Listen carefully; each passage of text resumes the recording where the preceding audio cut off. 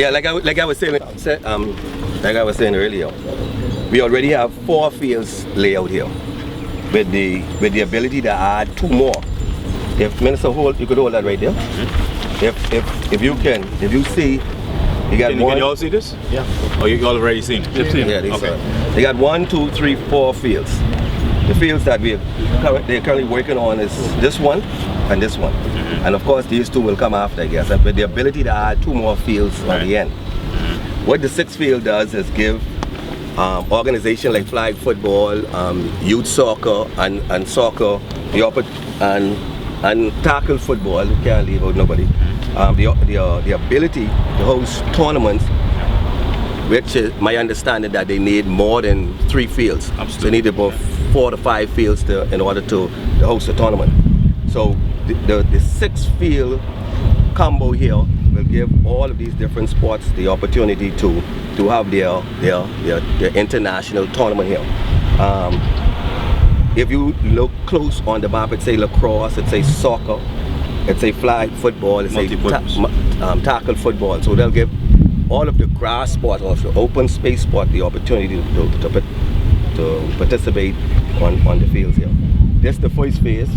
Hopefully that before the rain stop, you will see some greenery already on the first set of fields that they're doing now.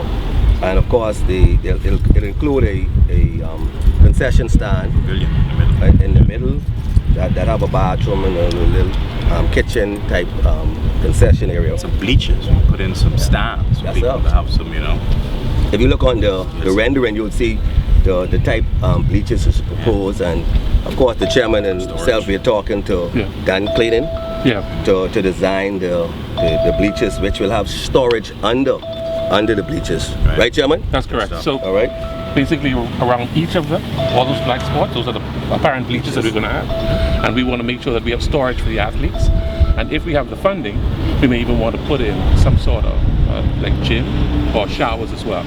Okay? Thank you, sir. So, ladies and gentlemen, I'm here really to thank you all for coming. We need the approval of the federations to do this kind of work. We're trying to partner with people in the community. Anyone out there who wants to get their names on a field, you want to put your names up in lights, you want to get your youth program going, you want, environmental organizations who want to make a statement about what is happening in this park. We want you to come out, partner with the National Sports Authority, call our ministry. We're off to a really, really great spot. About 60% of this master plan of this entire National Sports Park is being completed now. We have golf, we get tennis in, we have the hot rod across here, of course the track is in, really the best track in the whole region. We're going to open the golf course at the end of this year. We're going to start baseball in a few weeks, you'll see that going up, and we're going to do baseball, softball down the strip. So this addition of multi-purpose open fields really puts us in the category again with sports tourism, where we can host international tournaments of junior leagues, high school leagues, college leagues, of all the grass sports. We know, and I got to congratulate the Football Federation of Bahamas, flag football and tackle, for the expansion that they've seen. I mean, in Winton, I went up there on a few Sundays and it almost took over the entire area. And so we promised them we would give them an area that is worthy of the expansion of the sport. So you could really look at this, you can be dealing with about a 15-20 acre area when it is all built out. It'll take us a little bit of time to do it. But phase 1 will be completed, I think, within the next 6 months, where you'll be able to use this area on weekends. It's a secure area. It's one road in, one road out.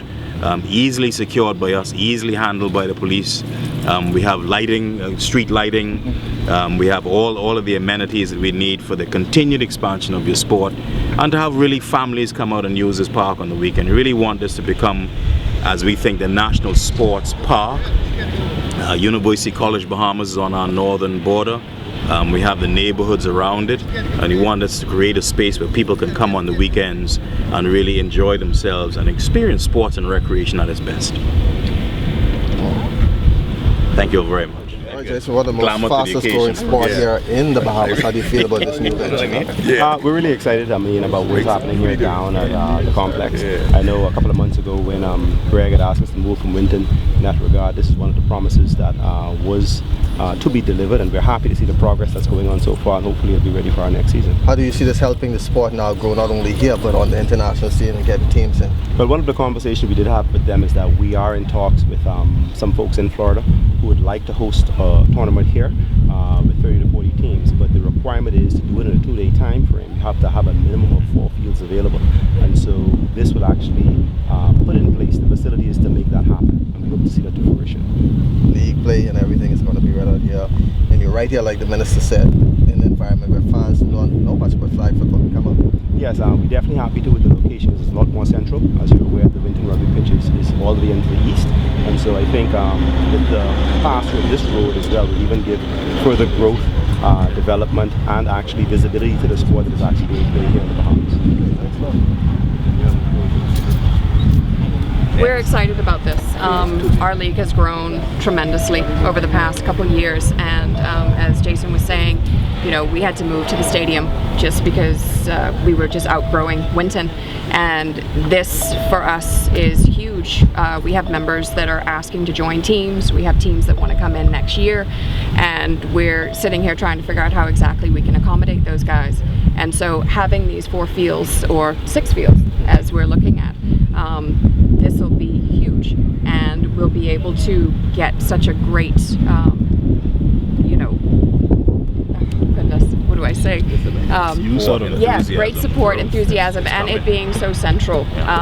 People will just be driving by and seeing what's going on, stopping in and saying, oh my goodness, this is actually happening here. So it's very, very exciting for us at this time. You talked about the Central. What about being Central Youth? How is this going to help be able to develop a youth league? We are really looking into getting this youth league started.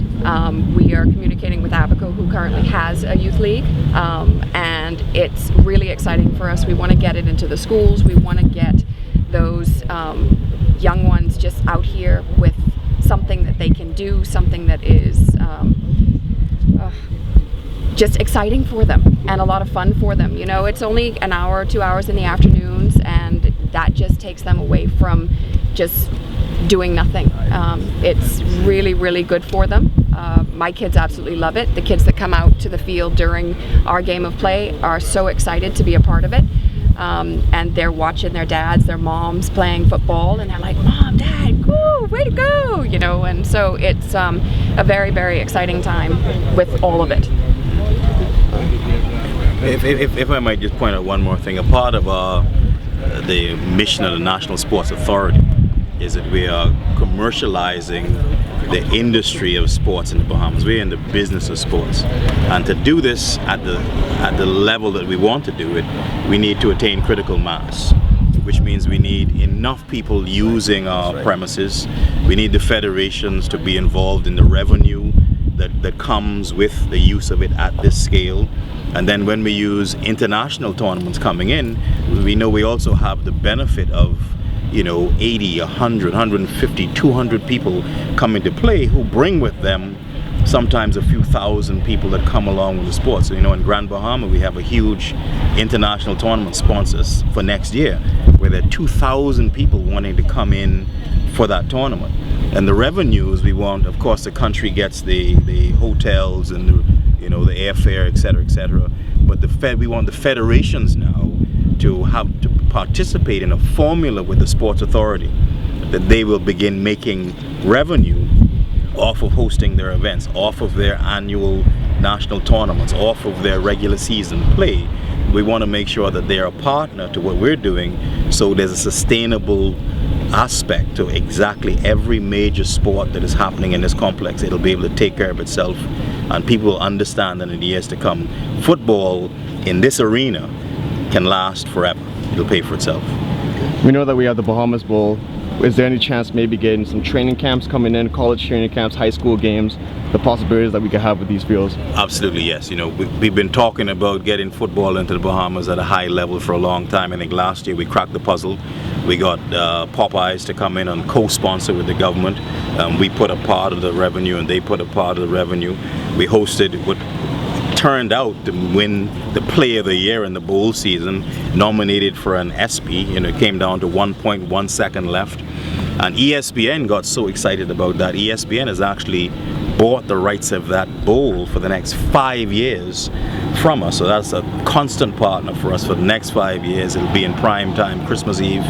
I mean, it doesn't really get better than that. Yeah. And you have what we call institutionalized events. Every year at this time, we'll be having this response. And so training, exposure for the league, for kids who are going to college. I look at the fellas hanging around here who obviously could play football if they knew the fundamentals. They could go to college on a football scholarship, no doubt about it. And so it's getting the exposure, as Bianca's saying, to kids at a certain level, getting them the fundamentals, getting them to enjoy the game, play it safely. And you will see many, many more Bahamians getting an education, opening doors, traveling the world because of football. So yes, the component with ESPN will include training. They're going to be here for about 2 weeks this time, setting up, breaking down, and I think you'll see a lot more coming with that. Yes, sir. Like football.